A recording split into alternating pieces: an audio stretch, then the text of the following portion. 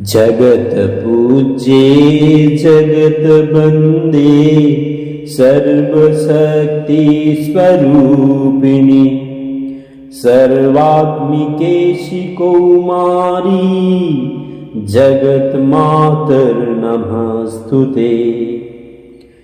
त्रिपुरा त्रिगुणाधारा मार्ग ज्ञान स्वरूपिणी त्रैलोक्यवन्दितां देवीं त्रिमूर्तिं प्रणमाम्यहम्।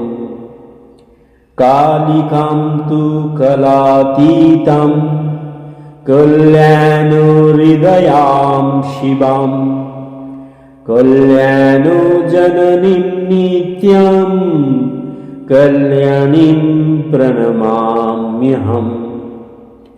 अनिमादिगुणोदारं मकराकारचक्षुषम् अनन्तशक्तिभेदां त्वां कामाक्षीं प्रणमाम्यहम्।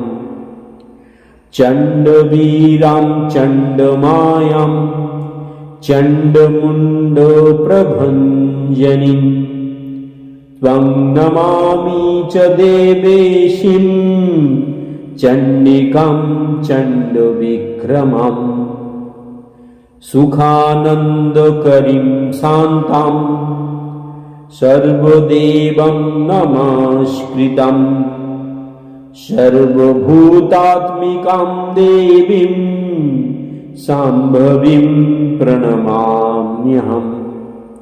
चण्डवीरां चण्डमायां रक्तबीजप्रभञ्जनीं तं नमामि च देवेशीं गायत्रीं गुणशालिनीं।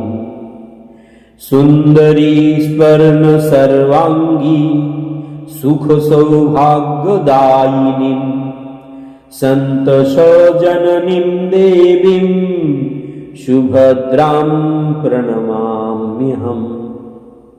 दुर्गमे दुस्तरे कार्ये भयो दुःख विनाशिनीं प्रणमामि सदा भक्त्या दुर्गां दुर्गतिनाशिनीं। প্রিয় দর্শক বন্ধু, যারা আমাদের সঙ্গে অনলাইনে কনসালটেন্সি নিতে চান বা অফলাইনে আমাদেরকে দেখাতে চান, তারা স্ক্রিনে দেওয়া নাম্বারগুলোতে যোগাযোগ করে অ্যাপয়েন্টমেন্ট বুক করতে পারেন। নিশ্চয়ই আমরা আপনাদের বিভিন্ন রকম সমস্যার সমাধানের জন্য প্রস্তুত থাকব। ধন্যবাদ, ভালো থাকুন। জয় গুরু, জয় মা।